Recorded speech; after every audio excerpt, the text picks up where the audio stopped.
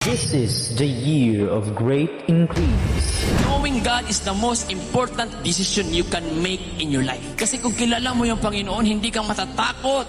Kung kilala mo kung sinong kasama mo, hindi ka matatakot kahit anong nandyan sa dilim. You must know who is your Father.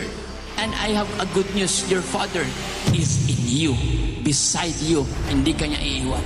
He will fight for you. You must know Him. You must develop your relationship to the Lord. Are you ready to cross over? Pwedeng naniniwala ka sa Kanya, pero hindi mo pa siya kilala. The great apostle, kahit ginamit na siya, kahit nagpapagaling na siya ng may sakit, kahit ginamit na siya ng revival, kahit ginamit na siya to build churches, he still want to know Jesus Christ. You must so to know Christ. Walang tigil na pagkilala sa Panginoon. 40 years na taon po si Apostle Paul na nangangaral sa Bible.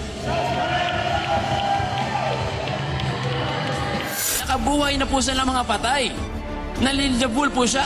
He entered in the realm of the Spirit. He can prophesy. He is the greatest apostle in the Bible. Pero parang hindi pa niya kilala si Jesus. Kasi kung kilala mo na si Jesus, wala ka ng gana na kilalanin pa siya.